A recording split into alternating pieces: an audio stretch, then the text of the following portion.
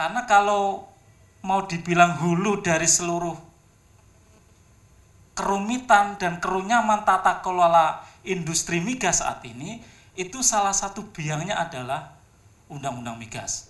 Undang RUU Migas ini dibahas selama 9 bulan dan aneh bin ajaib hampir tidak ada satupun, ya, tidak ada satupun atau satu pasal yang sangat penting yang isinya itu kemudian berbeda dengan RUU Migas yang draftnya itu disponsori oleh USAID, yang itu secara terbuka diakui di dalam situsnya bahwa mereka mendraft RUU Migas itu yang kemudian lolos di parlemen tahun 2001, yang waktu itu sama persis, hanya ada perubahan sedikit-sedikit yang sifatnya redaksional. Kalau bicara tentang ekonomi Islam, itu berarti kita bicara soal al-adalah al-ijtimaiyah atau keadilan sosial.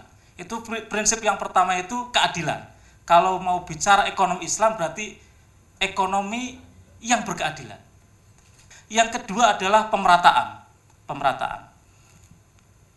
Di dalam Al-Quran itu jelas sekali, ini sangat digendaki bahwa agar kekayaan itu tidak bergulir hanya di tangan segelintir orang.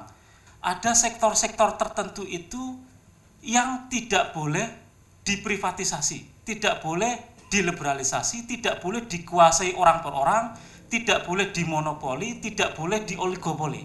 Itu kepemilikan bersama. Itu seperti yang tadi disampaikan oleh Pak Ismail Nusanto. Al-muslimuna syuraka'u fi thalathin, al-ma' wal kala' wan nar. Ma itu air, kala itu padang rumput, nar itu energi, api. Itu. Dalam idiom modern itu air itu tidak boleh diprivatisasi, kemudian padang rumput itu sektor perkebunan dan kehutanan itu tidak boleh diprivatisasi, dan an-nar itu sektor energi dan pertambangan juga tidak boleh dikuasai orang per orang. Tanggal 15 April tahun 1967, tahun 1967 Presiden Soeharto menaikkan kontrak dengan PT Freeport. Tapi kontraknya itu antara government, pemerintah dengan Freeport. Ini perlawanan yang luar biasa terhadap undang-undang. Karena waktu itu undang-undang yang berlaku adalah Undang-Undang 33 PRP tahun 1960, bahwa mereka itu hanya berkontrak dengan BUMN.